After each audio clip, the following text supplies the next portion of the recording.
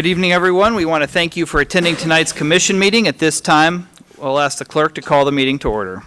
Roll call. Philbrook. Here. Bynum. Here. Walker. Here. Townsend. Here. McKiernan. Here. Murguia. Johnson. Here. Kane. Here. Markley. Walters. Here. Holland. Here. Tonight, the invocation is being given by Reverend Artrell Harris of Roswell Church of Christ. I ask you to stand for the invocation and please remain standing for the Pledge of Allegiance.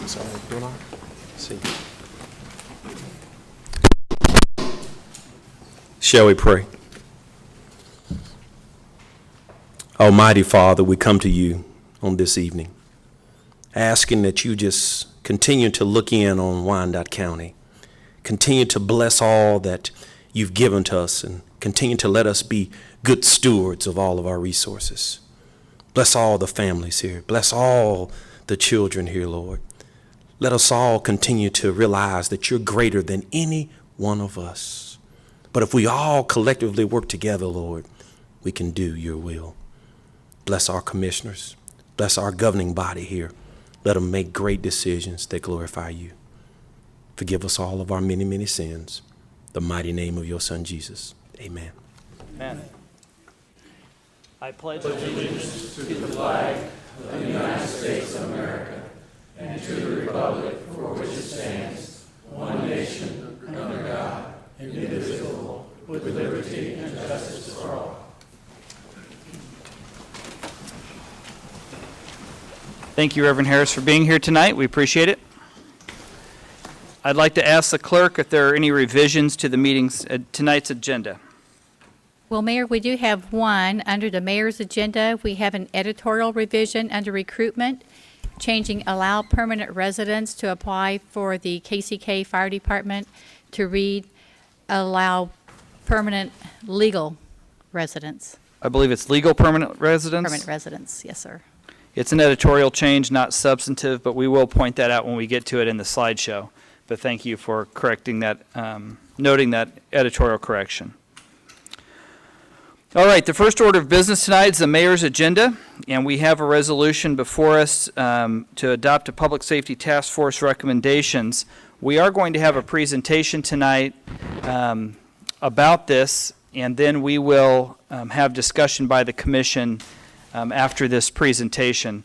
I'm going to start off a little bit, giving a little bit of background about this commission and how it has taken place. We had a timeline, if we want to fast forward, and I'll just give you an idea of what we're going to do tonight. If you go to the next slide, please. I'm going to give some introductory remarks. I'm going to ask Mr. Derek Dean of the Department of Justice to give a few comments as well in a few moments. I'm also, and then we'll turn it over after those introductory comments for a presentation by the leadership team. The leadership team is represented by Reverend Jimmy Banks, Mr. Bill Miller, former commissioner, and Mr. David Smith. Also, Irene Caudillo is also a member of that leadership team and is unable to be here tonight, but we want to recognize and appreciate her for her work. In addition, we have a lot of people to thank, but I'm going to walk through a little bit of the timeline of how this worked and then turn it over for the presentation by the leadership team. On the next slide, you'll see our timeline. We actually began working on this in November of 2013 as we observed a recruit graduation. On December, that next month, I started working with the county administrator, the fire chief, and human resources. In January of 2014, I announced my intention to reach out to the Department of Justice and to work with the U.S. Attorney General, or the U.S. Attorney, Mr. Barry Grissom.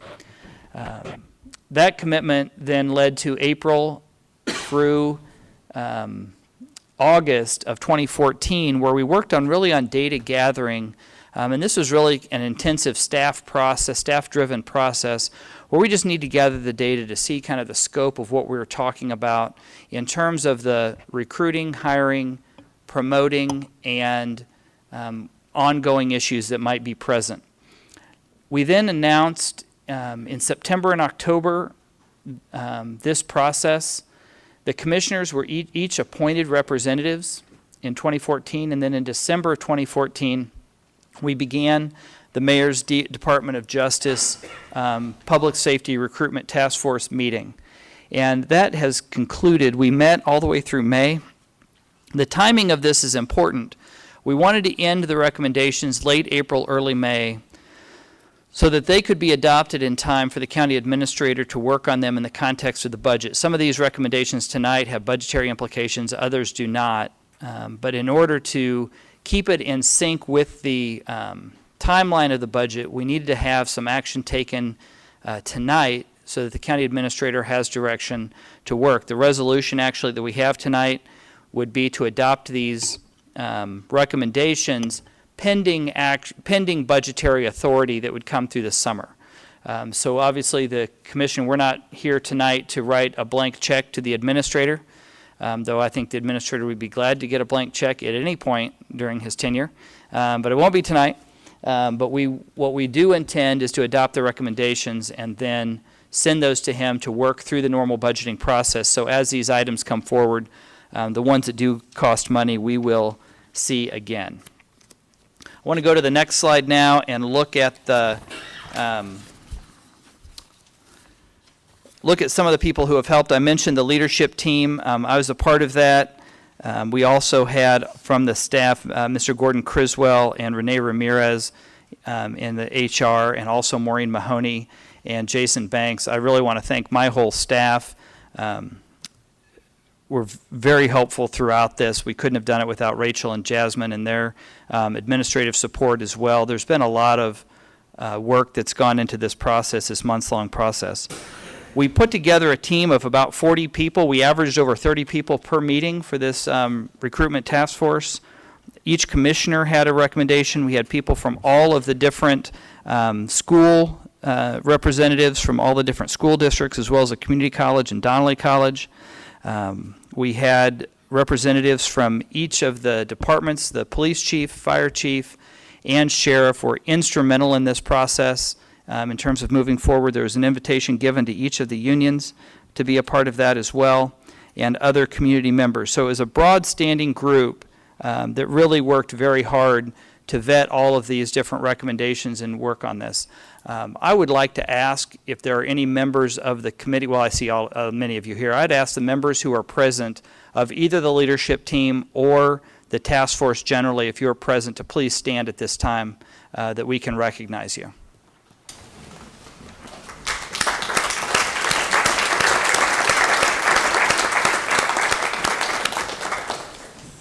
Thank you very much. I want to say this has been a really great process that I'm very proud of. Our community has high expectations, and we have the greatest diversity, really, and I tell this story all the time because I'm very proud of it. Our community has the highest level of diversity of any other county in the country. There's only one other county in the nation that has the same level of diversity as Kansas City, Kansas. That's Broward County in Miami. And that's where you have three different ethnic groups, the Anglo group, the African American, and the Hispanic group, all represented with more than 25% of the population. That's a level of diversity that we celebrate every single day, and brings with it an opportunity and an expectation in our community that our unified government, as well as of all of our departments, are representative of that diversity. We're also, the gender diversity in our departments is very important as well. And so this process gave us an opportunity really to walk through looking at the pieces that were there. I'll say one of the things I was looking for, because of the numbers that I saw were troubling, I was really looking for that smoking gun of the one thing that stood out that said, this is a discriminatory practice that's taking place, that if we fix, then everything will be fine. And what I found as we dug into this is there was no smoking gun where there was something discriminatory being done. As I looked at our hiring process and I look at the caliber and quality of people in all of our public safety departments, police, fire, and sheriff, we have clearly hired the highest quality people. We've done an outstanding job maintaining very high standards and hiring the right people to do the job. As we dug into it, I didn't see any discriminatory practices in the hiring process. What I saw was a recruitment pool that did not reflect the diversity of our community. And when the recruiting pool doesn't reflect the diversity of the community, it's impossible for the hiring pool to reflect the diversity of our community. So most of the time, and frankly, most of the recommendations that are coming forward are rooted in the recruitment component of it, so that we can make sure that our kids in our community have access to these great jobs and these great careers. So that's been an impetus that we've been working on, and I'm very proud of the work that's been done because I think the committee took it very seriously. This task force took their job very seriously. I think we've had a lot of community support ongoing. We had a tremendous public hearing earlier this winter where we had members of the community come forward and we filled this room getting input from the community about what their hopes and dreams were for our public safety. And we've tried to craft recommendations that would bring all of our departments up to speed with what the expectations are. And I will close my portion with those comments and just thank all of the folks who have been a part of this again. And I want to thank this commission. In the fall of 2013, a number of commissioners approached me and said, we've got to do something. There seems to be a disconnect at some level, and we want to take steps to move it in the right direction. So the commission has been very supportive of this process from day one, and I'm looking forward to the presentation tonight and to the dialogue that follows. So I just want to express my appreciation. Mr. Dean was traveling on his way here, so I trust he will be here at some point. What I want to do is go ahead and turn it over to the leadership team to begin their presentation.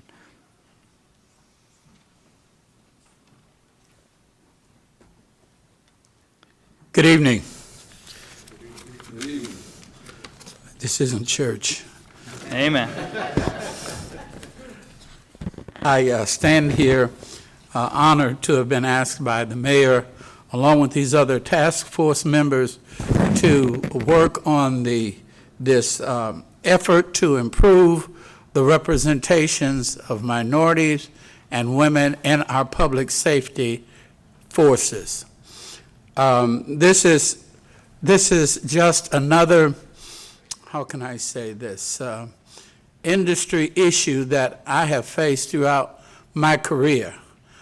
In business, if there's something that you need in order to complement your business or to strengthen your business or to prosper your business, you go out and you seek it.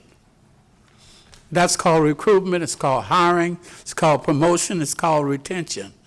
And in the changing demographic reality that we see today, we cannot maintain the status quo relative to the makeup of those departments as they are now. It just isn't feasible. And so as I look at the backdrop of all of these iconic structures that are part of Wyandotte County and the history and the collaborations and cooperations that it took in order to make this possible, we stand here with a similar opportunity to fashion out of a challenge an opportunity to make a new future for the young people who do want to make a fireman or a police person or a sheriff one of their careers. But they're cloudy in their mind as to how to accomplish that because they haven't seen any positive ways for them to accomplish it.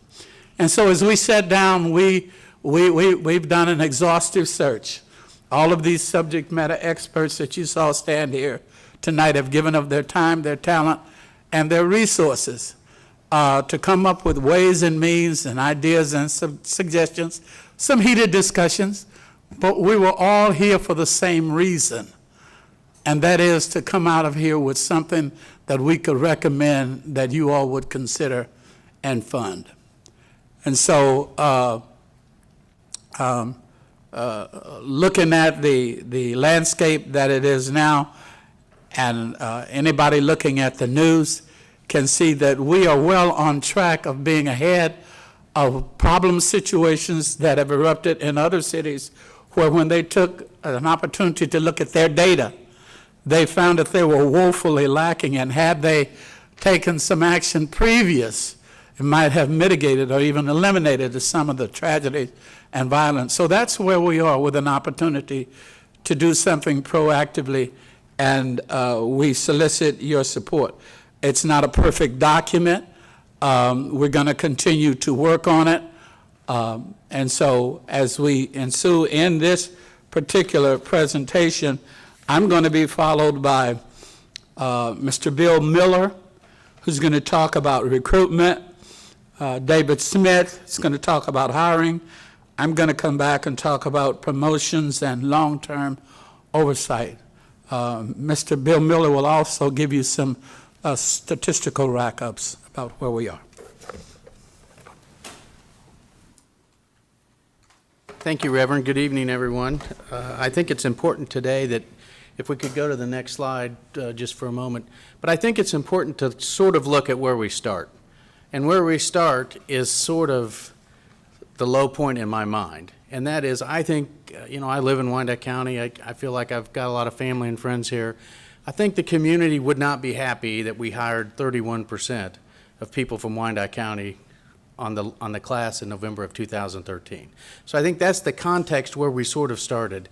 For whatever reason that is, I think that was sort of our baseline in terms of starting the process. But I think one of the things that the task force spent about 8 weeks on, maybe even 12 weeks on, was data gathering.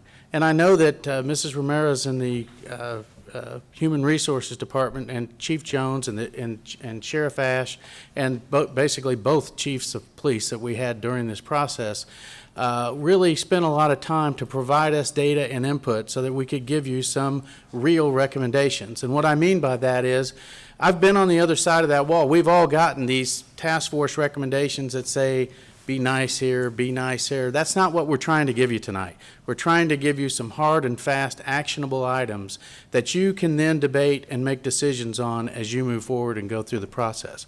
But as we started through the data analysis, it's sort of interesting and I think sort of reflective in that if you break out public safety and non-public safety of the total unified government workforce, our non-public safety side, we are very diverse. And in our public safety side, we have some challenges, as you can see by the 3 organizations that are there. Now here's the good news. The good news is this. If you look at the police department and the sheriff department, and you look at the most recent hiring patterns, and by that I'm discussing the last 4 or 5 years, if you just hang in there and do what you're doing, over time, that demographic is going to be very reflective of our community. I mean, if you look at the new hiring classes and the data that we saw, I think that gave us a lot of comfort. We didn't see that in fire, and so that's why you're going to see more directions and more content as it relates to the fire department, not because it's the other or any less important, but those recent demographic shifts that have occurred are strong, and they are, I mean, you can tell just by looking at the numbers, we're making some headway in those particular areas. If we can go to the next slide. I don't have to tell you the community you live in. You men and women are active in it, and you know it every day. But the other part of this that sort of troubles me is, and the people who have been on the task force are probably tired of hearing me on this item, is that, our community really, if you take out public safety, we have a very diverse workforce in terms of men and women. But we really don't have that on public safety. And while there might be a lot of good, strong reasons for that historically, the fact is that many of the activities undertaken by the fire department are related to EMS and transport. And I think women are well suited in that particular, not that we haven't made headway in both police and sheriff, but I think that we can make strong headway in the area when we focus just on male and female.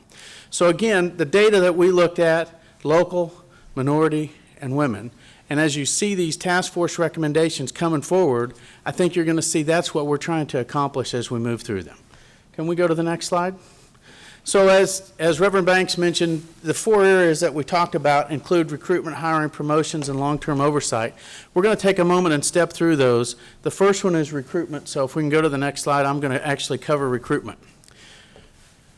This is really important. As we looked at the data, the facts that I was able to ascertain by looking at them is that the demographic makeup of individuals hired in virtually all 3 of the sworn personnel positions reflected the hiring group that was recruited. So if we had applicants, they generally stayed that demographic all the way through. Put another way, people are not weeded out during the process. Somebody, and I've heard those assertions over the years, that, they don't get a chance, I didn't get a chance, she didn't give a chance. But really, when you look at the data, you don't see that through there. There's not a systematic way in which those numbers are changing in a material manner. So as we walk through the first slide, you'll see that what we really think is that one of the things that we sort of ascertained is that there was a lot of the human resources side of these organizations that's operated outside of the human resources department. And that became pretty apparent to us as we tried to gather data, as we try to get information as it relates to why the process is different over here, and the process is different over here, and the process is different over here. So what we think is that in terms of recruitment, so we haven't hired anybody. We're just trying to recruit people to work for us. We'd like to see some more transparency, some more accountability, some more activity. And so as you look at it, we're saying human resources really needs to drive the recruitment process across the sworn personnel spectrum, if you will. We want to create some budget for recruitment. There isn't a budget for recruitment in fire. We heard that loud and clear from fire. Now, we're not suggesting that we increase necessarily the fire department budget to do that. That's your guys' job. However, we're saying that really needs to be a human resources function so that can work across the spectrum of police, fire, and the sheriff's department. And we'd like to see those recruiters be dedicated over the span of a year, frankly, because these hiring cycles vary. And what we heard from the community and from people who communicated with us is, it just didn't line up at the right time. By the time I didn't know when they were going to do it, when they weren't going to do it. And so we think that having dedicated recruiters out having an impact, recruiting literature that's dated, with people can get hard copies, enhanced web technical support is imperative in the recruitment process. The last thing that we heard quite loud was increasing our partnerships with the school districts, the community college, and Donnelly College. We were very fortunate to have good representation and activity from all entities, because honestly, I think some people from our staff articulated that we are not successful in attracting kids from our local school districts into our hiring process. And so we think that by maybe being more involved at the school district level, that could impact that. I would tell you that's not a remark we got from police. Because we have the community officers in high schools, I think it's had a strong impact on our ability to recruit particularly minority and women in the police side and the sheriff's side of public safety. Next slide, please. So everybody up there behind this screen is probably familiar with the cadet program. We've had them on and off. It seems to me, this is my view, that when budgets get tough, we sort of say, you know what, that's the area we're going to cut. And as a result of that, we don't have a cadet program today in the fire department, and we have some limited cadet activity in other organizations, but we're saying this is a cornerstone of hiring minorities and women, and locals, frankly, as you look at it. We think that this recommendation is to develop a process where salary, benefits, tuition, school reimbursements, provide them some employment during the process. And as you see in the hiring slides that are going to occur in a moment, we're recommending shorter periods of time on those cadet programs. We're recommending that if the EMT process, for instance, that we heard repeatedly through our system requires 6 months, that cadet program not be 2 years or 3 years, but to lower that so that we can move more people through the cadet program. In police, it made sense. I mean, there was a lot of discussion. There's debate both ways, but the discussion centered around, first and foremost, well, if we hire cadets at 18, we've got them on the books for a little while, we can impact behavior. The converse of that, frankly, is our discussion was, yes, but if we hire them at 20, we can really get them through the cycle and move more people through the cadet program and have bigger impacts on minority and women. If we can go to the next slide. The last one really, these last two are sort of controversial, and so they're on a separate slide, and we want to talk about them with you for a moment. The reduced age for the Kansas City, Kansas Fire Department from 21 to 19, that was a recommendation that came through the fire department. Kansas City, Missouri has an age of 19. I think other districts around the metropolitan area have an age of 19.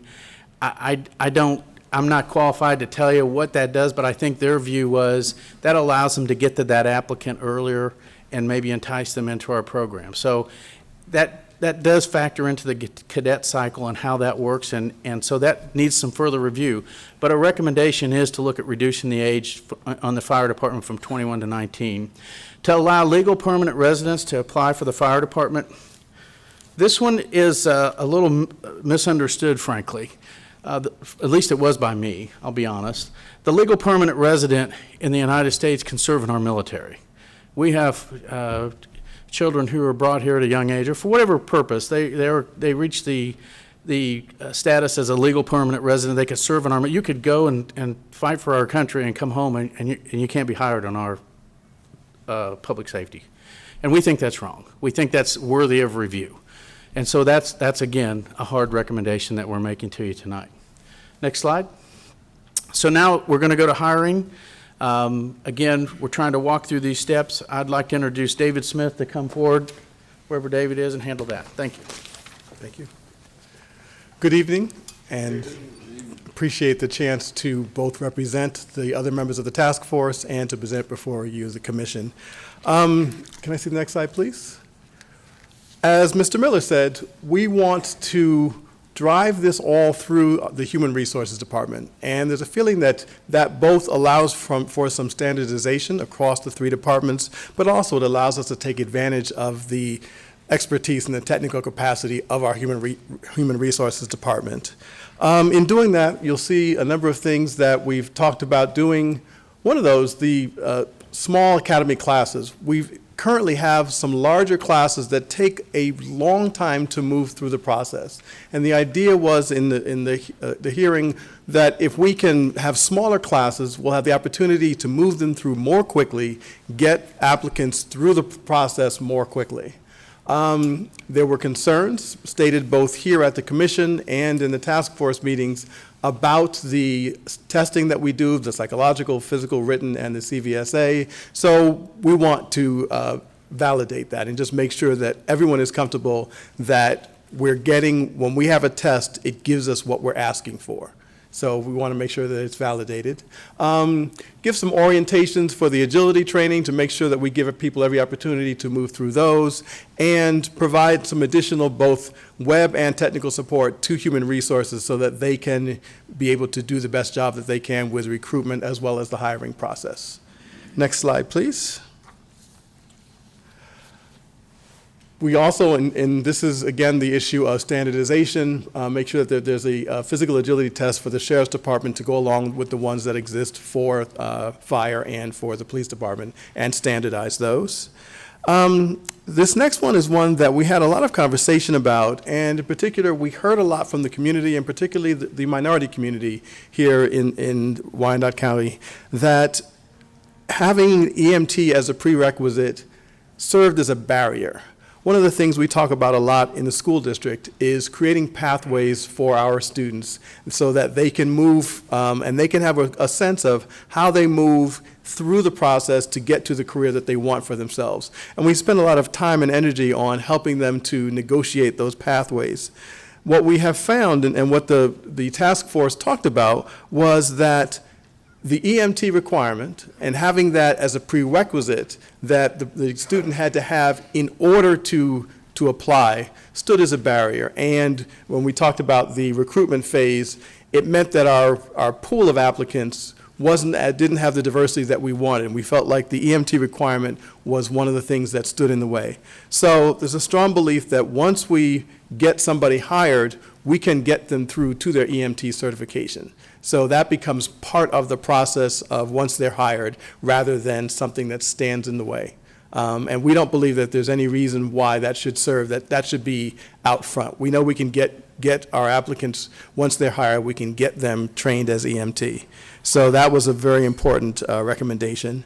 And then once, as a part of the process, once an individual gets a conditional offer of employment, there have been times when that offer gets withdrawn.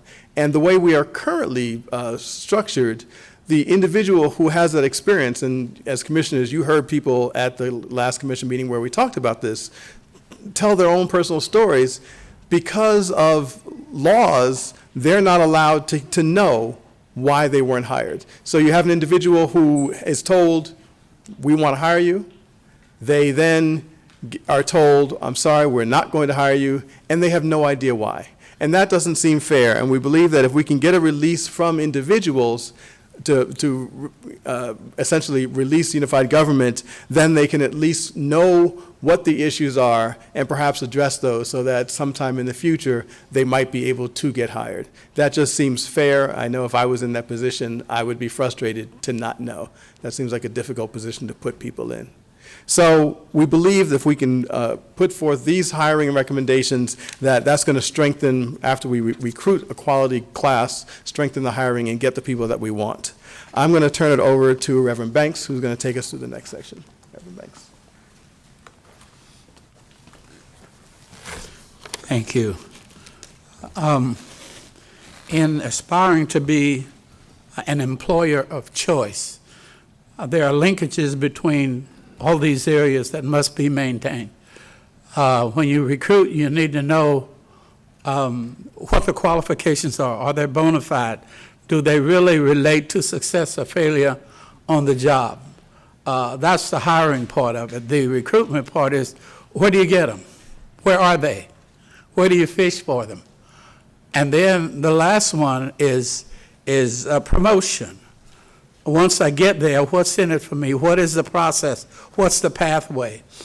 And you look around and you see fellows who have tried to matriculate, and they tell all kinds of stories about brick walls and invidious barriers and contract language that prohibits them from being mobile within the workforce. And if that word, when that word filters out into the community, that dampers the recruitment potential that you have in that community. And so, as a part of our deliberations and working with the human resources to identify ways and means we might address that, we're looking at the contract language and anything that would help us improve the attraction of qualified people for these particular positions. We need to drive the testing dates so that they complement our needs. Oversight for all promotional testing, that needs to be officed under human resources and not parceled out to each individual entity.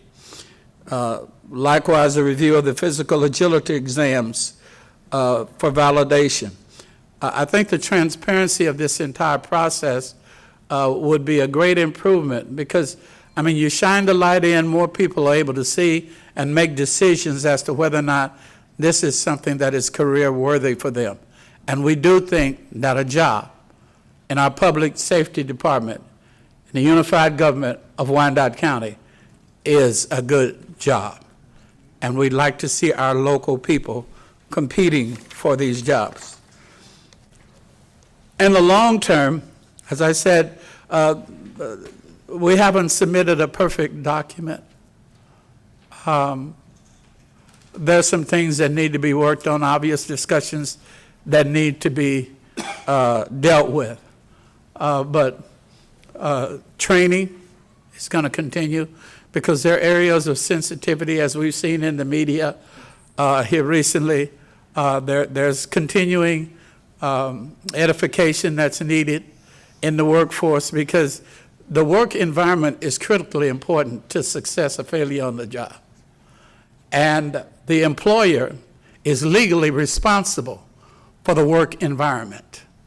If something of a discriminatory nature happens, the question becomes, when did you know? When should you have known? And then the clock starts ticking. So there's a requirement that we have there. Accountability, transparency, nothing to hide, everything in the open. All of the processes, procedures are there for everybody to see. Same rules apply to everybody, no favorites. I don't know how you wrap your arms around the nepotism, patronage aspect of employment, but that's something that we think is necessary because it's a common thread through the history of government.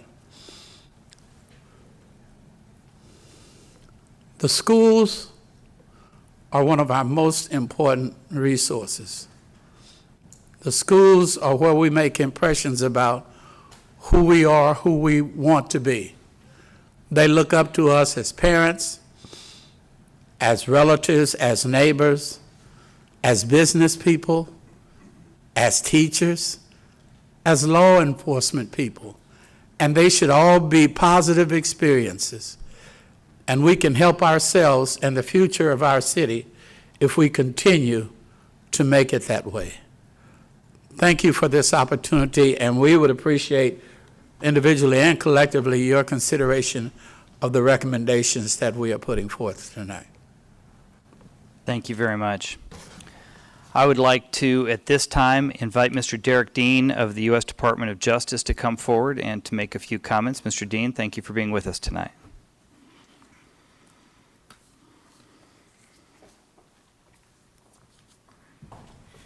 Good evening, Mayor. Good evening, Council.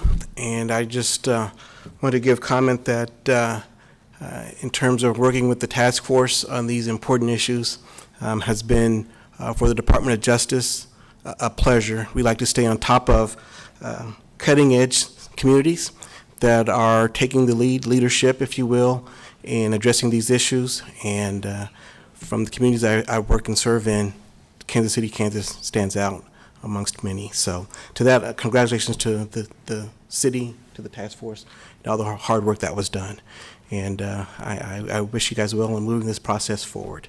Thank you very much, and we look forward to your ongoing engagement as we put together our oversight team moving forward. Thank you. All right. That we have the presentation before us, and it is a document before the commission now. You have the recommendations. You've had an opportunity since Monday to review them, and are now open for discussion. Commissioner Philbrook. I would move that we adopt this resolution and move forward with this. We appreciate all your hard work. Thank you. All right. There is a motion. Is there a second? I would offer an amendment to said motion that we move forward depending on budgetary authority. Is that a friendly amendment that you would accept? Yes. All right. So move forward with the recommendations pending budgetary authority. Is there a second? No, that was an amendment. Second. Thank you. So we have a motion and a second to move the process forward pending budgetary authority. Commissioner Kane. Thank you, Mayor. One, the task force was a very exciting, lots of emotion, good and bad, and I was glad to be part of it. You know, and I guess we've been working on this for 19 or 20 months. Is that correct? That's right. And we're just now given a presentation of what's going to affect us for a long time. And I want to see more kids and more folks from Wyandotte County hired. I want to see more diversity. I want us to go to the schools and recruit them because Kansas City, Kansas Community College has an outstanding fire science class. But I'm not sure it's fair to the commission, who just now has seen this in the last 4 days, to make an opinion or to even a good judgment of what you've just been presented. You know, I sat there, I watched it. This was not a unanimous decision, all the things that are on here. There are things that can be improved, things that can be scratched, things that can be added. But I don't, and I've been here for 10 years, and we normally, when we present something, like Commissioner McKiernan and Commissioner Markley, they're often a team that leads some of us. They'll go out, they'll have their own committee, they'll come back, they'll present it to commission, and we'll have a few days to vote on it.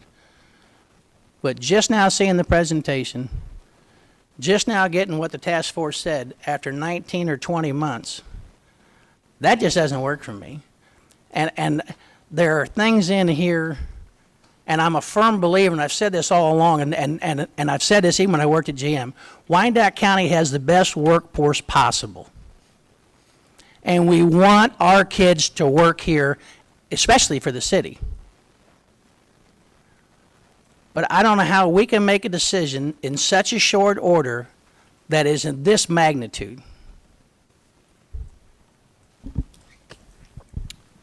Commissioner Townsend.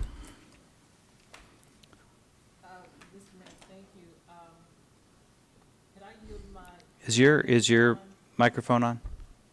Is it on now? Yes. Is it on now?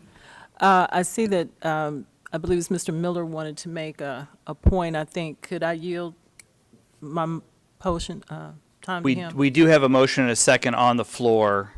Typically, we stay with the commission at this point, but thank you. Okay, well, in that case then, this is going to come back to me, let me say this.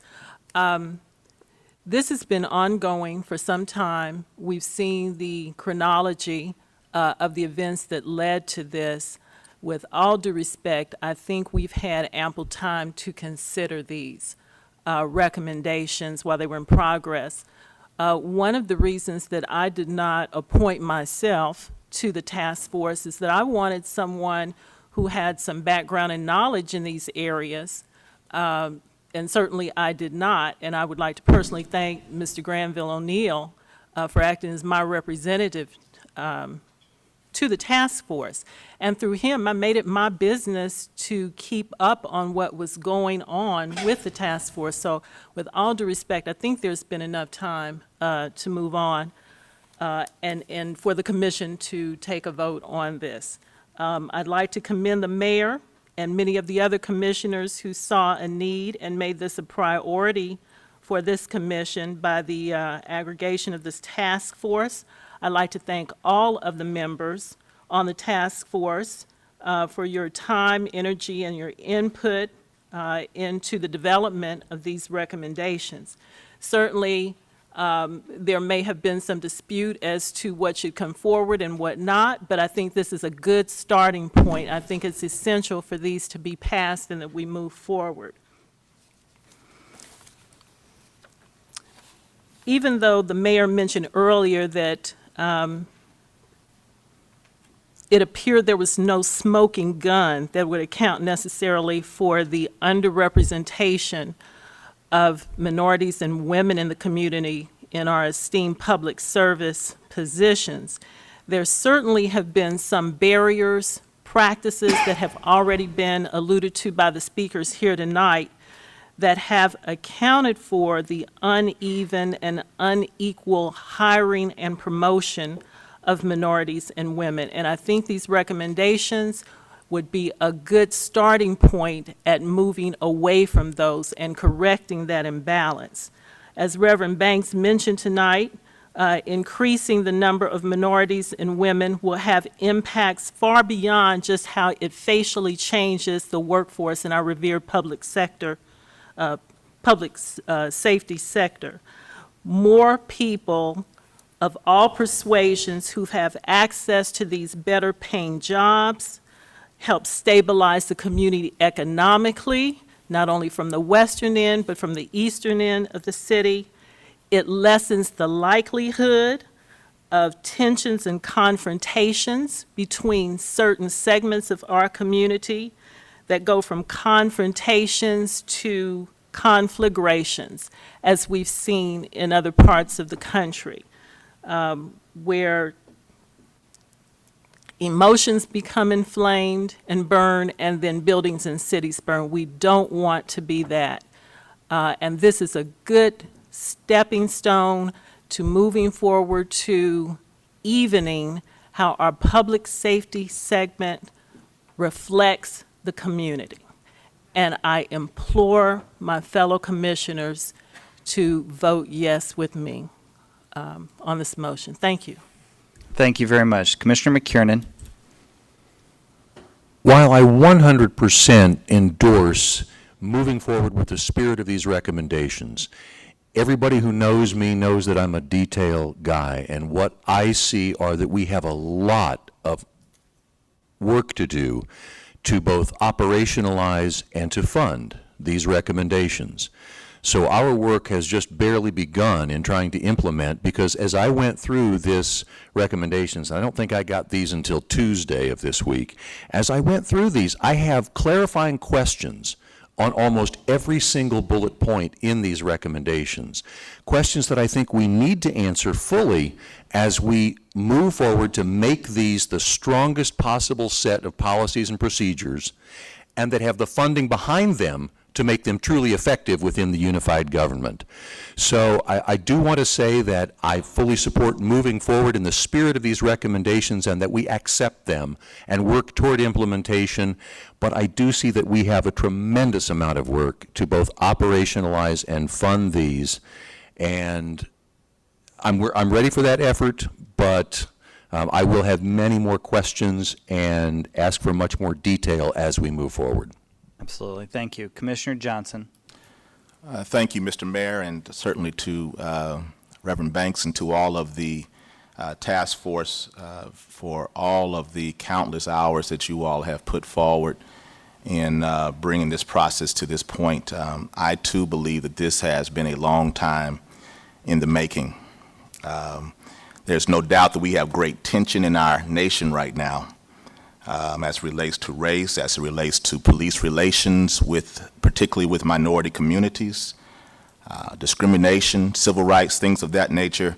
And there's no doubt that we need, as a community, to take proactive action. And I believe that our richly diverse community deserves and wants to see results now. And I think that we have a certain amount of what I would call and classify as earned skepticism in those communities that have been systematically and routinely overlooked.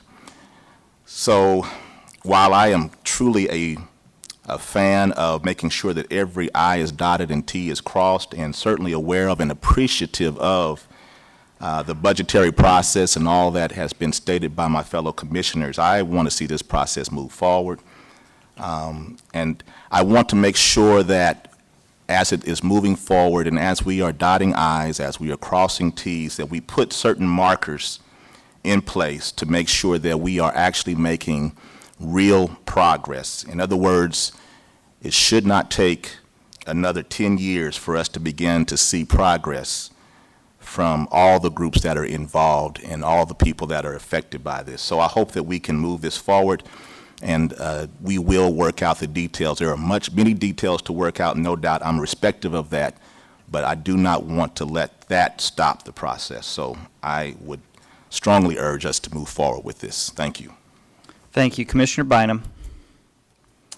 Prior to my arrival here, as a member of the commission, I watched the rest of you work hard on professionalizing, if you will, developing outcomes measurements around the ways that we spend our money.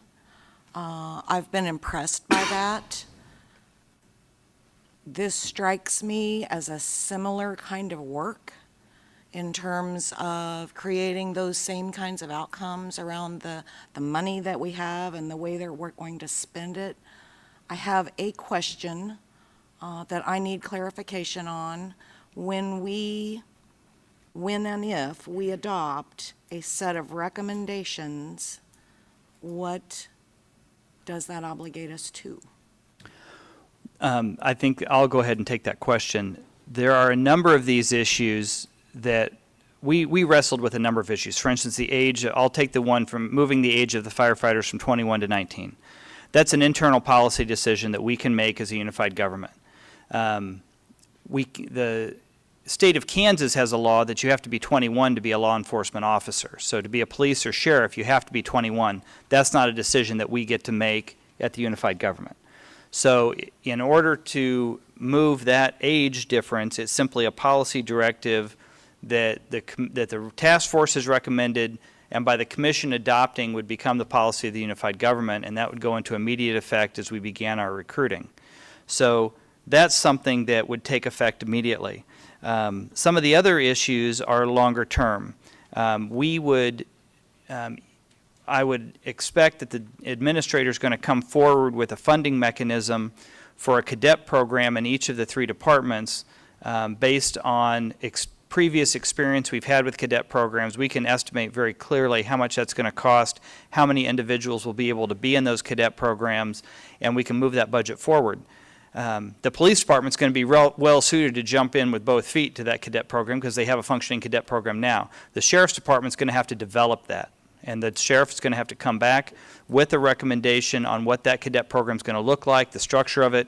Obviously, they're not going to have to start completely from scratch because I would assume it'd be modeled similarly to the police and other sheriff's departments around the region, around the country. We don't have to reinvent the wheel for that. The fire department has had some good success with the cadet program and some not good success with the cadet program, so they're going to need to come back with a cadet program structure that's going to work for them, particularly in light of the fact that that this recommendation comes forward to remove the EMT as a hiring. That's going to have to be a part of the cadet program and how they structure it. Chief Jones has good experience with that because prior to 1994, we hired almost all of our police or firefighters without an EMT and trained them after they were hired. In fact, Chief Jones came in without his EMT, and that seemed to work out pretty well for him. So I think that he has the experience to put that cadet program in.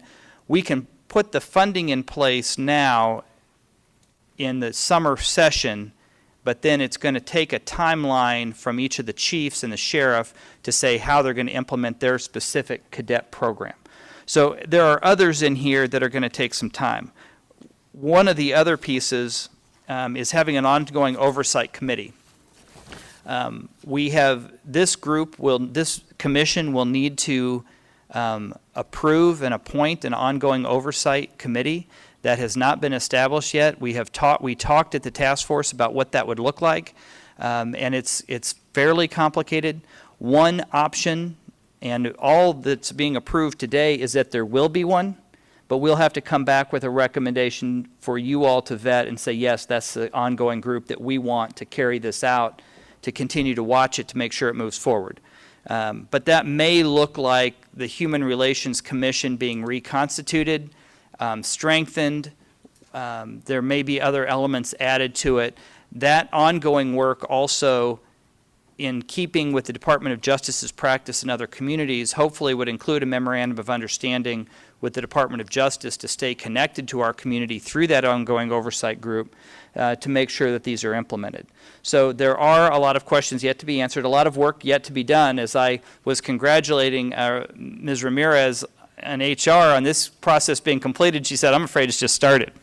And I think she's right. I mean, we're just now starting, and the Human Resources Department has done a Herculean effort in pulling together data and working through this, and we're going to need to continue to work with them. So each of these, some of these are going to happen immediately. Posting disqualifiers on the website, that's done. I mean, they've already done that. So those are things that are easy to do. Others are going to be longer term, and that timeline, it's going to be up to Mr. Bach, the chiefs and the sheriff, and to this ongoing oversight group to make sure that these are being followed through with. So it's an excellent question, but we want to give the authority to the organization to start moving and not waiting any longer. Does that answer your question? Commissioner Walker. Well, I think it's all been said, so I won't repeat it. I will thank the task force for what I think is a great report, a lot of hard work. Like Commissioner McKiernan, I think there's some details that need to be a little more fully vetted and implemented in terms of how they look in the final logistics of application to actual hiring.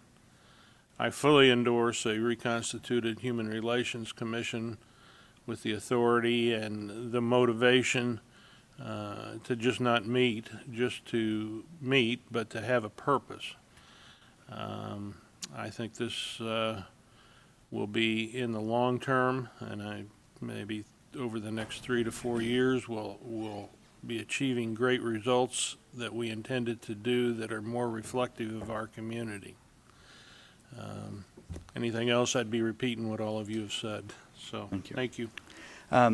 I see no more comments. Prior to our vote, I just want to share I thought this was heartwarming that I just received this email today. I don't have permission from the sender to use the name, but I will say this. Hello, Mayor Mark. I'm an 18-year-old, soon to turn 19, and I'm reaching out to you in regard to your recommendations towards the task force in Wyandotte County. I'm very pleased that you all have brought in mind many great recommendations.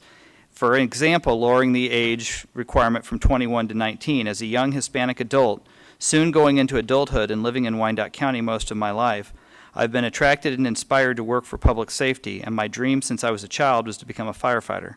I've always wanted to become a firefighter because I like helping people and assisting them when they might be at their worst. I know that you also have a concern with ethnic groups in Wyandotte County as within its public safety, and the well-being of Hispanic, Latinos, and African Americans make up a large percentage of that. All of your recommendations will significantly inspire young adults like me to be more interested in public service and maybe pursue a job within Wyandotte County. Roll call. Roll call on the motion. Philbrook? Aye. Bynum? Aye. Walker? Aye. Townsend? Aye. McKiernan? Aye. Johnson? Aye. Kane? No. Walters? Aye. Motion carries 7-1. Let's give a hand to the task force and all those who have worked on it.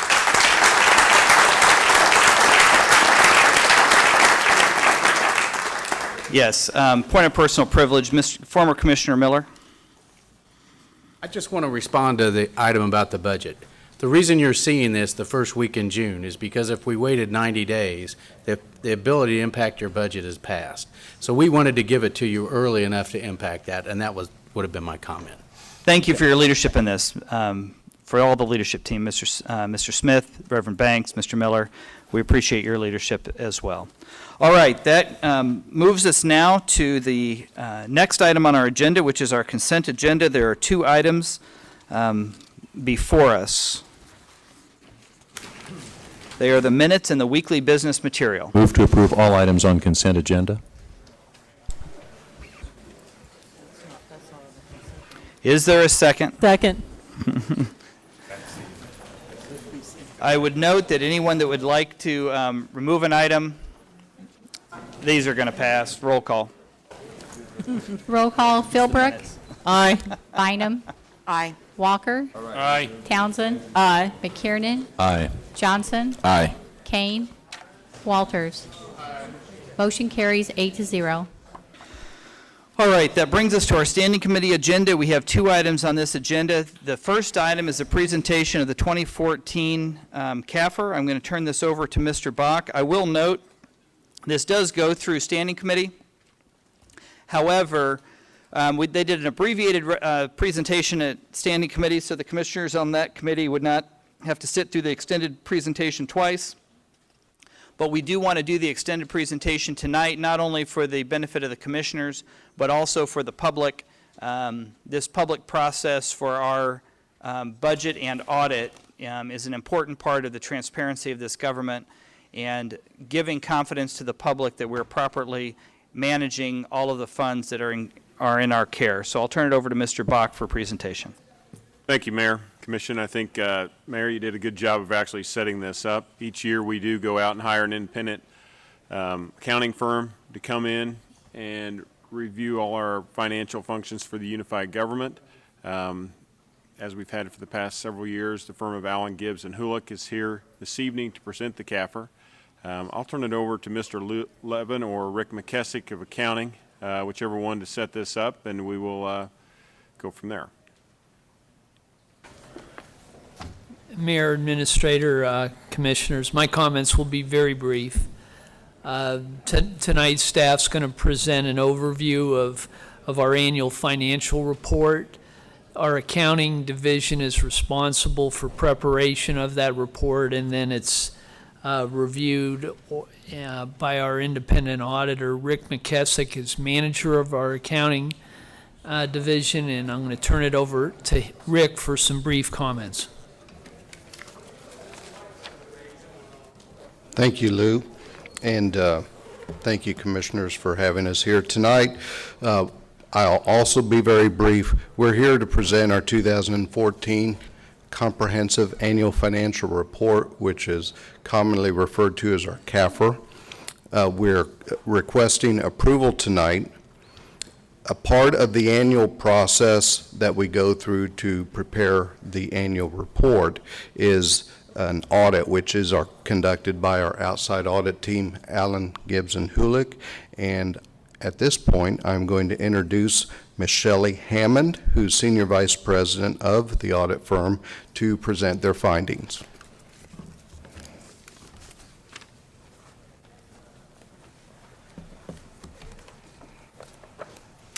Mayor, Commissioners, thank you for having me here tonight. I really appreciate the opportunity to present a little bit more extended version of our report.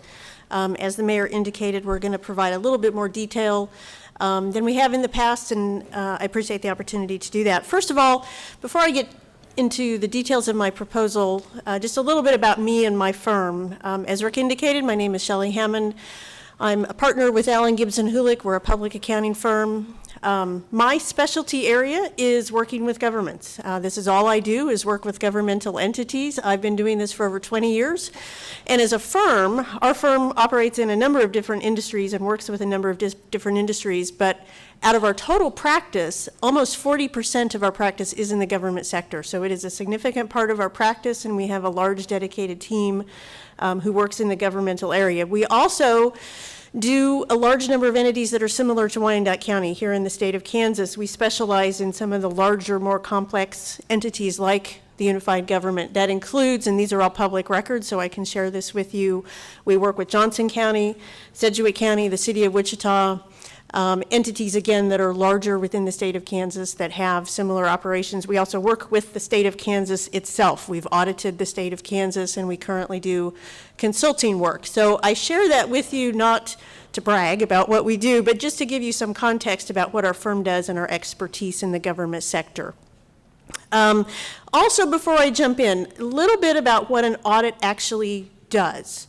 I'm not going to go into all the details of the audit standards, but what an audit does is we are hired as an independent party to come in and review, as Lou and Rick mentioned, the comprehensive annual report that is prepared by your management team. And what our opinion that we provide on that tells you, or is designed to tell you, is that the financial numbers within your financial system, the activity that you conducted during the past year, your assets, your liabilities, that those are all accurately stated within this document.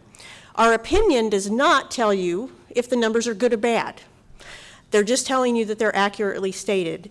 It is then your ability to interpret those as far as whether they are good or bad. So that's just kind of a brief summary of what an audit does. We're not here to tell you you're in good financial condition or not, but we're here to tell you that the information you're getting upon which you make decisions is accurately stated.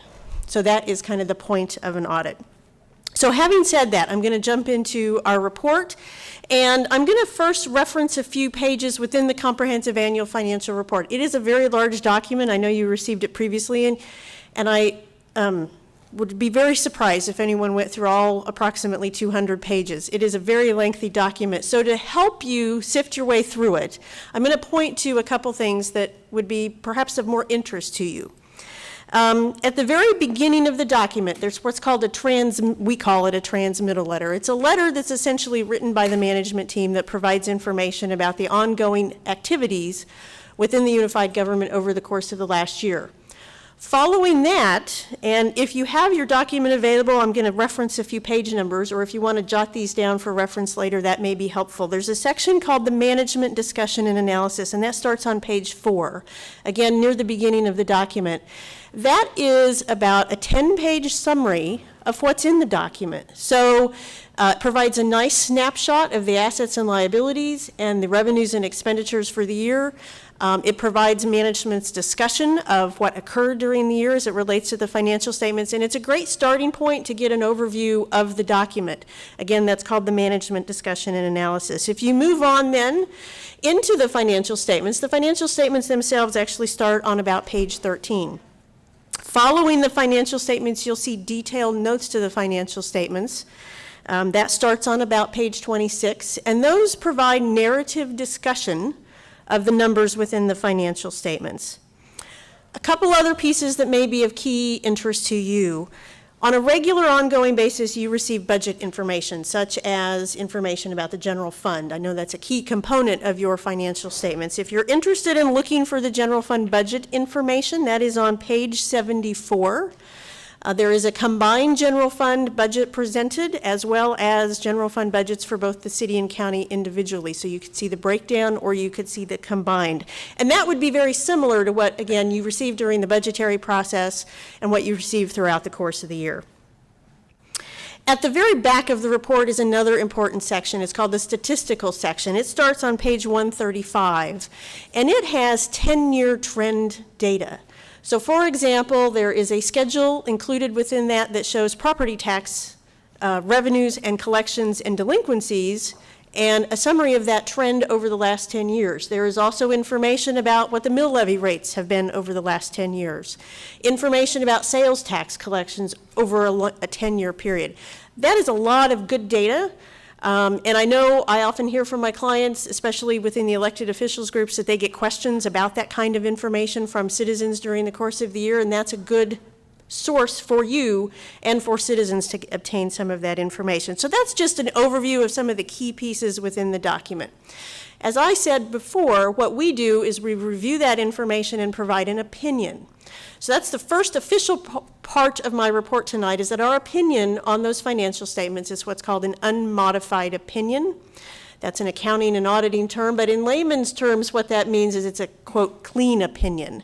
That's the highest level of opinion you can receive during your audit process, and essentially, in summary version, what that opinion says is that we, as your independent auditors, are providing you reasonable assurance that these financial statements are free of any material misstatements.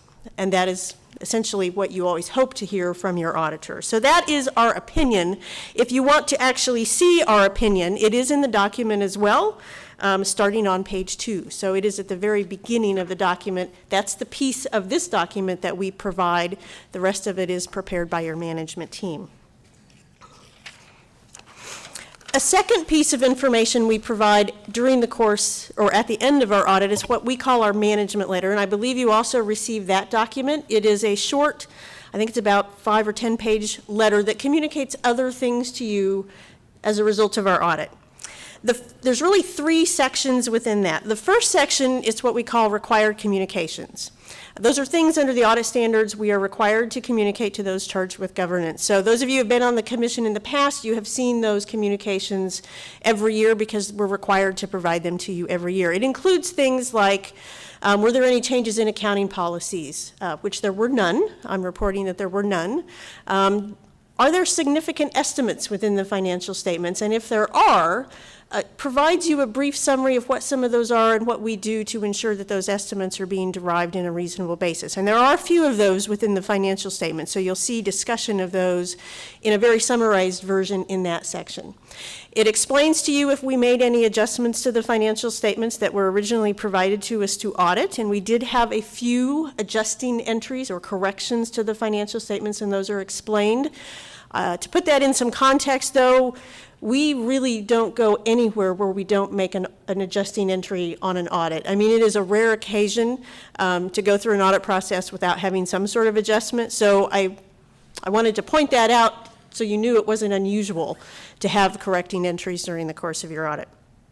The second section of the letter then communicates to you any internal control issues that we might have identified. And that is on page 4 of that letter if you are looking for that. Internal control deficiencies, when we identify a weakness in internal controls, we are required to categorize how severe that internal control issue is. You can have what's called a material weakness, which is a really significant, more severe item. You can have what's called a significant deficiency, which is a little less significant than a material weakness. These are really technical definitions I'm providing you. And then you can have what's called a control deficiency, which is the lowest level. So we categorize how severe those are. We do not have any material weaknesses to report to you. We also do not have any new control deficiencies to report to you compared to what we've reported in the past. We do have one, what we call significant deficiency, that is a recurring item that we have reported to you for the past, I think, 3 or 4 years. In summary, what that item relates to is the preparation of this document. As Lou mentioned at the beginning when he did the introduction, the accounting department and the management team is responsible for preparation of this document. And then we come in and we test and we make sure that it's accurately stated. Therefore, there need to be internal controls in process within the unified government to ensure that this data is being captured correctly and reported correctly. We did not have any issues with the capturing and reporting of the data. However, we are assisting with putting some of this document together. And that is where the internal control weakness resides, is in the fact that we are providing some assistance in certain areas. Now, that assistance was much greater 4 or 5 years ago. As we describe in the letter, back in 2012, at the end of 2012, the unified government got Rick into the position of being the accounting director, and during the last 3 years, he's made significant improvements as it relates to the year-end financial reporting process and preparation of this document. And because of that, we no longer have what used to be a material weakness. We used to report it as a more significant item. It has been downgraded to a less significant item because of the improvements that have been made, but we continue to have a few recommendations for additional areas that could continue to be improved. We saw ongoing improvement again in 2014. Part of what we reported in the past related to the capturing of data for capital assets has gone away, so that is completely resolved, but there continue to be a few areas that we recommend management continue to work on as it relates to preparation of that document. Again, nothing new to report, a recurring item, but it's a recurring item that continues to show improvement. The third section of our letter, and we don't always have this third section in our letter, and so this is new. Again, for those of you who have been on the commission in the past, you may not have remembered seeing this section in the past, but occasionally when there are things coming out that are what I call on the horizon, they're coming down the pike, maybe they will affect the financial statements next year or the year after, and they're significant. We do find it important to at least make you aware of what those significant issues are that are coming. One of those is included in the letter, and it relates to changes that the federal government has made to the administration of federal grants. So when the unified government and every other entity receives federal grant funds, there have been changes implemented starting this year in terms of how those monies are administered and managed by your program people who actually implement those grant programs. We have been working with management to provide guidance and technical assistance on where they may need to evaluate policies and procedures. Some policies and procedures may need to be updated to ensure compliance with these new federal regulations. We also assisted in providing training back in, I think it was March, to the grant program personnel to ensure that they are providing information on what the new requirements are as well. Next year, when we do your audit, we will be testing to make sure those new rules and regulations were implemented appropriately, but that will be for next year. So for now, just kind of a heads up that some of those rules have changed, and our recommendation is just for the unified government to continue evaluating its internal policies and procedures where changes have been requested by the feds under these new rules, that those policies continue to be evaluated to ensure you continue to be in compliance with the changes in those regulations. The second item that's on the horizon, and this actually isn't in the letter, but it relates to an accounting policy change. Nationally, there's a group called the GASB, that stands for the Government Accounting Standards Board, and they issue accounting standards that all governments have to follow. And they're continuing to release new accounting standards on a periodic basis, and the unified government, along with every other government, has to adopt those when they become effective. There is a very significant item that will become effective for the unified government starting with its 2015 year-end audit, so next year's audit. And it relates to how governments account for pensions within this financial statement document. And in summary version, I'm sure you all know the unified government participates in CAPERS. And CAPERS, you probably also are aware of this, is underfunded at the state level. It's an underfunded pension plan. What this new standard will require is that the unified government capture and record as a liability its piece, its proportionate share of that unfunded liability. It's not in your financial statements now, but it will be for 2015. So let me provide a couple pieces of context for that. You are not unique every single entity within the state of Kansas and nationally that has a pension or that participates in a plan like Capers will be recording its pension liability should it have one. So you're no different than Johnson County or Shawnee County or Sedgwick County. Everybody in the state is going to be picking up its proportional share of that liability starting next year. The other pieces of context I wanted to note is this is an accounting issue that shows up within your financial statements at the end of the year, along with all other liabilities that the unified government has. So any general obligation debt that you have, any for example, what I call compensated absences, sick and vacation leave that you owe your employees as they work here, health, retiree costs. Those types of things are already recorded within the financial statements as liabilities. This is another similar type of liability. It does not impact or force you to do anything different in terms of what you do for budgetary purposes. For budgetary purposes, you are looking at on an ongoing basis how much you have to pay into Capers. What are your contributions into the plan, just like you always have had to do. And those are dictated by Capers. The rates that you pay in are dictated to you by state statute and Capers. That is not going to be impacted by this new accounting standard. So from a budgeting standpoint, it does not affect what you do on an ongoing basis. That will not change. You will, however, see a new number in your financial statements next year for this liability. So you might ask, why am I pointing that out now? Because it's next year. The reason I wanted to mention that is because, as you all know, that number at the state level is a very large number. I would expect the liability for the unified government, and we don't know what the number is yet, to be a large number.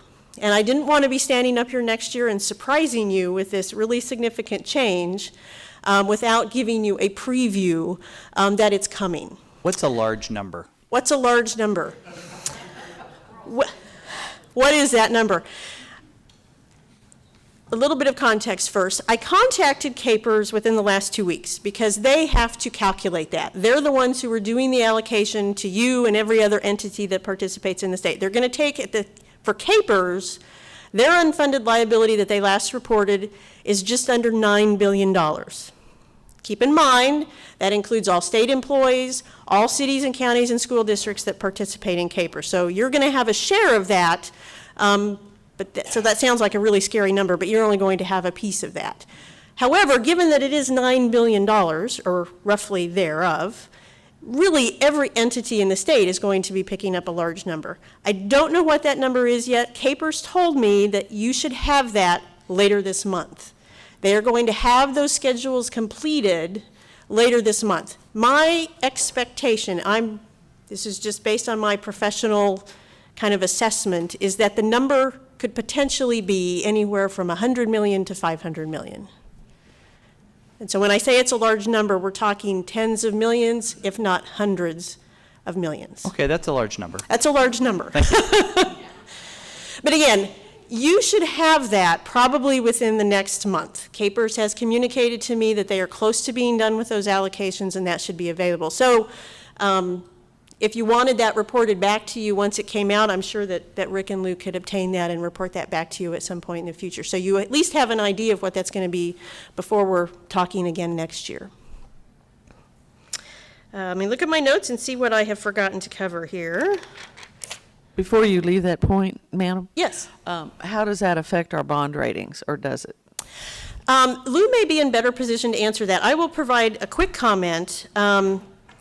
We have visited with some bond rating agencies, and I've sat in on some presentations that they have done where I've attended conferences. And what they have communicated to me and in those conferences is that they're well aware of Capers' unfunded pension situation already. They know that. And so my impression that I have gotten anyway is that they've kind of already factored that in. And again, you're going to be impacted the same way Johnson County has been impacted, and Sedgwick County, and all the other participants. So everybody's financial statements are going to look worse next year. You're not going to be any different than anybody else. So I can't tell you with 100% certainty how that will factor in. Lou, I don't know if you have any other comments from your discussions with bond counsel and rating agencies. Save the best for last. I actually believe it's going to be similar to what Shelley said, that other entities across the state and nationally will also be impacted by this change, and bond credit agencies are certainly aware of it, and I think they've taken into consideration Kansas unfunded, or the CAPER's unfunded liability as it exists today, and anyways, we're hopeful that it will only have minimal impact. And I think one of the realities is this could be more than double or even triple the amount of total outstanding debt the unified government has. That's really no change from where it's been. It's just going to be reported on paper, right? The mythical number of $9 billion of liability has always been hanging over our head. And we've always had a portion of that liability. It's just never been formally reported. So, and that's going to be a nationwide issue. So in a lot of respects, it's not like we just took on a couple $100 more million in debt. We're just now reporting debt that's been there all along with everybody else. Just one more comment. Being in the same boat doesn't make you feel any better. I understand. And Mayor, your comments were right on point. It has been there, it's just now getting reported.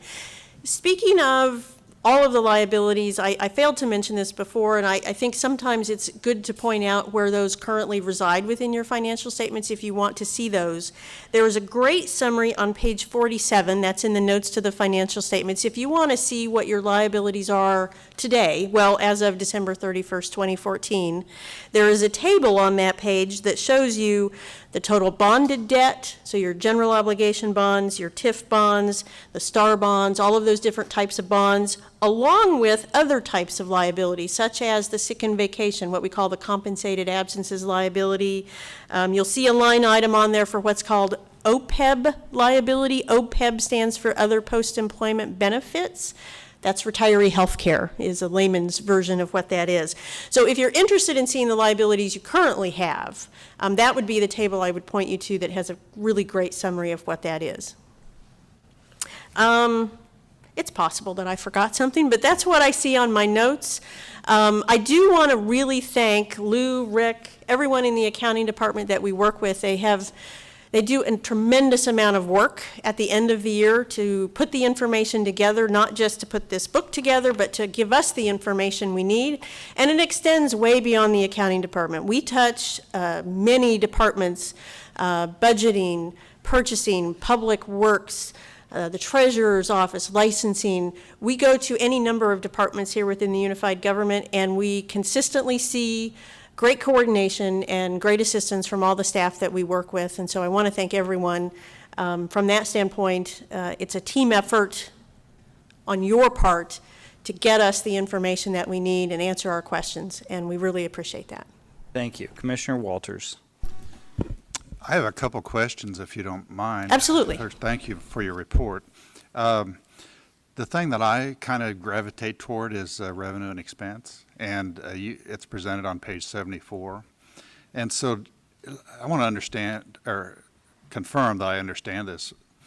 So our final budget that we approved anticipated that we were going to dip into our reserves about $3 million and end the year with a $2 million balance.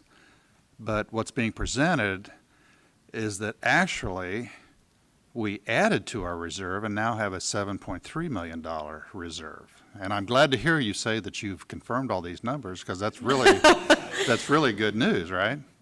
But my question is, I obviously would love to confirm that those are true numbers, but I look at the debt service line, and we budgeted $7.8 million, but only spent $800,000. So what do you see when you see such a large discrepancy on debt service, which is so important and easily predictable? I actually might refer that question back to Lou. As you noted, we tell you that the numbers are accurate, but in terms of interpreting why something maybe turned out different than last year, I would probably refer that question back to management. I don't know if you have that page. Yeah, I'm familiar with that one. Commissioner, the debt service that we budget in the general fund, so there is a small portion of it that we actually expect to pay, but the majority of it, approximately $6.5 million, is related to, we have what's called an annual appropriation backing on a portion of our STAR bond debt and several of our transportation development districts. And so what that annual appropriation backing means that if there's a shortfall in the revenues that are generated within those respective districts, we have to back that debt with the pledge from our general fund. So it's a requirement that we budget the funds, and we budget an equal number or an equal amount of both revenues, projected revenues, and then the associated debt. But as you're well aware, the STAR bonds have been performing exceptionally well and more than cover the debt, our annual principal and interest payments associated with those bonds. And similarly, our transportation development districts that we're backing, we're receiving adequate revenue to pay that. So it appears as a budgeted expense, but based on the revenue stream, it's not needed to actually make that expenditure. And can I say too, that was a new accounting standard a few years ago as well, was it not? Did we not used to budget that and then we started to show it in the budget? Yeah, I'm not certain it was necessarily a new accounting standard. In our discussions with bond counsel, they made it clear to us that it was a requirement from our when we issued the bonds that we should show that as an appropriated both revenue and expense. So maybe I could ask you, that's great, thank you. Maybe I could just ask you a similar question related to the county general fund. It's, we thought we were going to spend our reserve from $2 million down to $400,000, but in reality, we ended up maintaining our reserve at about $2 million. Was that related to some sort of accounting issue like the city general fund, or was that just good fortune on our part? Okay. To begin with, we try to budget our revenues conservatively, and our expenditures are really our maximum amount, so we cannot exceed our budgeted amount of expenditures. Within our expenditure total, we have in the county general fund, I think we had approximately between reserves and contingencies of about $500,000. So if we manage our resources, or if our budgets turns out to be pretty accurate and we don't have any unanticipated expenditures, those reserves will carry forward. I guess if I would look at revenues relative to budget, our revenues exceeded budget by approximately $700,000. A little over 1%, but when it comes to our bottom line, we were able to manage our fund balance in the county general fund. Great, thank you very much. Commissioner Johnson. Thank you, Mr. Mayor. Earlier, you spoke about having to provide assistance, and that level of assistance has improved, or I suppose decreased over time. First of all, what kind of assistance is that? Can you give me a little more detail on that? And secondly, how does that compare to the amount of assistance, quote unquote, that we provide to similar governments? Is it the same? Is it different? Can you give me a little bit more detail on that, please? Sure, absolutely. So the first part of your question is just a little bit more explanation on what type of assistance that includes. There's a little bit of discussion on that in the management letter itself. So it really comes into play kind of in two areas. There are a number of things that are done only at the end of the year to put this document together. For example, all of the liabilities that we just talked about are only reported in your financial statements at the end of the year. There are a variety of adjusting entries, therefore, that get summarized and included within the financial statements just for purposes of putting this comprehensive annual financial report together. We assist in helping summarize those adjusting entries for a couple different types of things. One example, just to give you an example, and this is mentioned in our letter, there's a liability for what's called incurred but not paid claims for your health and workers' compensation. You're self-insured, let's say, for health insurance. At the end of the year or any other point in time, you have people that have gone to the doctor where claims have to be paid, but you haven't actually paid them yet. It hasn't gone through insurance. There's a time lag there to insurance to process it before you get it.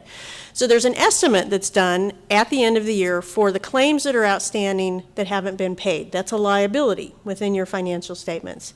We assist in compiling that information for that particular journal entry. We do that, and I was looking at my notes here from the management letter, we do that for about 3 different journal entries. There are probably, and Rick might know this better than me, I don't know the exact number, but 50 or more journal entries, probably a lot, that are done at the end of the year. So we're doing providing assistance in a relatively few number of those. The second area is putting this document together. Management provides all the budgeted information for all the budgetary schedules, also assists in putting the footnotes together, components of the footnotes and the information that goes into the footnotes. But we then assist in really putting all the pieces together and all of the financial statements. So we're not necessarily coming up with all the numbers in the financial statements, but we're putting it into this format and finishing putting it into this format. Your management team provides pieces, and then we pull all those pieces together. How does that compare to what we see with other entities? The second part of your question? It really varies. I'll kind of break it down into 2 groups. Within the larger entities that are comparable to the unified government that I mentioned earlier, the Johnson County, Sedgwick County, City of Wichita, those size of entities, in all of those instances that I just listed, they are taking 100% of responsibility for the financial statements, and we do not do any of those things. In smaller governments, and we do a number of other smaller cities and counties as well, we are providing similar types of assistance. And that is just because we more commonly see in smaller entities that they don't have the resources and the staffing available, so we provide assistance. So it really varies from one entity to another, but when I think about it in the context of entities of similar size and scope of operations, we are providing a little bit more assistance here than we do with some of those comparably sized entities. And would that be because of the fact that we are a consolidated government, or why would you say that is the case? Oh, you're putting me on the spot. I think that can be a variety of reasons, and it's probably better maybe if Lou and Rick respond to that. My take on it would be with Rick's addition to the team in 2012 or 13, I noted that there were significant improvements. He only has so much time in his day. My thought is additional resources would be useful to that department to assist in getting them the rest of the way there, to get that control deficiency removed completely. That would be my take on it. I hate to provide that as a recommendation because I'm well aware that there's always a cost benefit. We're talking about budget here now and expenses. There's always a cost benefit to any internal control weaknesses, and we're well aware of that, and that's something that you would have to consider. Is it worth the additional costs of providing those additional resources to eliminate this control deficiency? That's a decision and a policy decision that management would need to make. And again, that's just my personal take on the situation. I'm going to ask Mr. Bach to respond to it. Yeah, okay. Thank you. And Commissioner, really this does stem back to several years ago when we went into a downturn. We went in and reduced staffing, mainly through attrition, but we reduced staffing in all our departments, or we'll say our non-public safety departments, by 15 to 20%. Accounting is one of those support staffing areas that we looked at areas where we could reduce the amount of staff that we had available to work on things. This is an area that, bottom line is, and she said it there, she was coming through it, I don't have as many staff members in accounting as we should for an operation of our size. We run a $300 million budget, and when you go in, and I don't know your number of staff members, Rick, 7. I think we were at 9 or 10 in that staff. You cut out 30% of a staff, it's difficult to maintain the level of service that you're providing, and they have done an excellent job maintaining and keeping it up. But when we come to do a cost-benefit analysis, when I need to add back employees, many of our administrative supports departments are far shy of where they once were. And ma'am, do you provide that assistance as a benevolent contribution to the unified government, or are those billable hours? Within our contract, there is a component of that where we do have a line item where we charge a little extra for that additional assistance. So should the unified government get to a point someday where that assistance was not required of us, that line item in our contract would go away. Thank you. Commissioner McKiernan. With tremendous thanks and appreciation for all that Ms. Hammond and her team does in conjunction with our finance department, I would move that we accept and approve the 2014 CAFR. Second. It is properly moved and seconded. Seeing no further discussion, we want to thank you again for all of your work, and for Mr. Levin and for Mr. McKissick for all of your work. Tremendous amount of work that goes into this, particularly over the last 4 or 5 months. So we're very appreciative of coming to this conclusion and for your report. Roll call. Roll call, Philbrook, Aye. Bynum, Aye. Walker, Aye. Townsend, Aye. McKiernan, Aye. Johnson, Aye. Kane, Walters. Aye. Motion carries 8-0. Thank you very much. That brings us to item number 2 on standing committee. This is a resolution to set a public hearing. I'll turn this over to Mr. Bach. This item came before standing committee on Monday. Item that was actually presented on Monday will appear June 25th for the commission to discuss. We brought this item forward tonight to go ahead and... Is your mic on? Sorry. There we go. We brought this item forward tonight to set as a public hearing. So really, that's the only thing we're doing tonight is discussing whether or not we like a public hearing date of June 25th. The item as it was presented before standing committee will be discussed on June 25th. Move approval. It's been moved and seconded. I see some comments. Commissioner Bynum. I just have questions, and I have questions, and I don't know if it's appropriate to ask them now or at the public hearing piece of this. I would say ask them now, and then we can decide. So we're selling a park, or we're going to entertain the notion, correct, of selling a park. Do we have a list of all of our parks? And perhaps these are conversations that have taken place in the past. Do we have a list of all of our parks and which ones might be available for reuse or redevelopment? I have multiple questions. Have we sold a park before? How do we value the park? So I just have a variety of questions. So what I would ask is, let's go ahead and have you give into the public record your questions tonight, and then I think it will take some time for our staff to assemble those answers, and we can be sure that those are all answered in their entirety at the public hearing on the 25th, would be my recommendation, unless the commission would like to do differently. But I see some consensus. So why don't you read your questions into the record so we can make sure that our staff has those available and can work on bringing those answers to our commission when we have the public hearing on the 25th. Does that make sense? My multiple questions would be, do we have a comprehensive list of our parks? Have we undertaken a study of every piece of park property and determined which ones would be beneficial to sell or redevelop somehow? Have we ever sold a piece of park property in the past? What is the process for selling park property? And how do we arrive at the value of the park property? Those would be my questions. Very good. Mr. Bach, do you have? I could give you maybe a short, one aspect of the first question you asked is a comprehensive list. This is not a recommendation being brought forward from the park department from an evaluation of all their parks. This is a recommendation coming from our economic development department. And I'm aware So that we're not there's not been an overall list. We have a comprehensive park study that was done some years ago, but this one was not done in coordination to go through and look at all the park properties and say, hey, which ones do we want to sell? This one became identified to us because we've had a couple of private sector companies come in and offer real interest in this property. We took a look at it and said, it's unused. We went to the park board a couple of times. We talked to our park department staffing.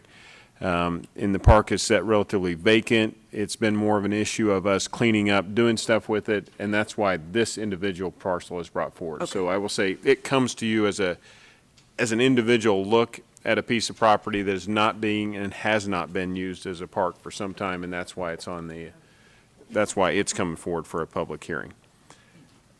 And there are particular processes for selling land that is designated as a park, whether it's being used as a park or not. That designation is a planning and zoning designation, and there are state laws that come into play in terms of how you handle park land, how you acquire park land, and how you can dispose of park land. So I think it would be helpful for us to have that information available. I think it would also be helpful for us to have a map showing all the parks in our community, so we can see where other parks are. Is this an area that needs a park? Is this an opportunity for a park? I think that's the kind of thing I think would be very helpful in making this decision. So to have that list of parks, and I think the question of how you value parks in terms of dollars and cents is an important question as well. So I think we can get those answers for you by the 25th. Commissioner Philbrook. Thank you both for all of those questions, because I had all of those too. That's helping me a lot. The other thing I'd like to know is, well, I want to make a statement. I already know that Parks Department, they are looking at listing off and going through those sort of things, because I know that's high on his priority. So he will understand where the money is, if there's stuff that we can sell to utilize. He told me he was going through that. So whether we sell it, use it, or turn it into, and I don't know if we can, land bank property, whatever we decide to do with all of those properties.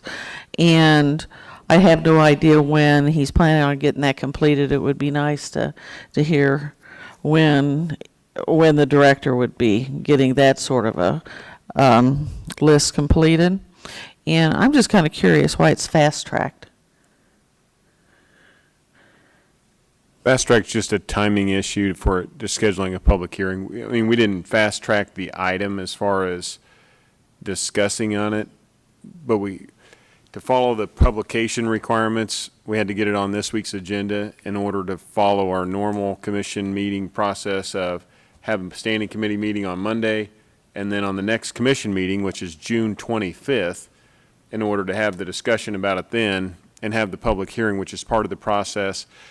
And this one is a little bit unique, as you commented, what's the normal process? Well, this one also was acquired by Urban Renewal, so it has a layer of that in it, so we have to schedule a public hearing. So tonight's intent was you all have to call the public meeting or public hearing in the public setting.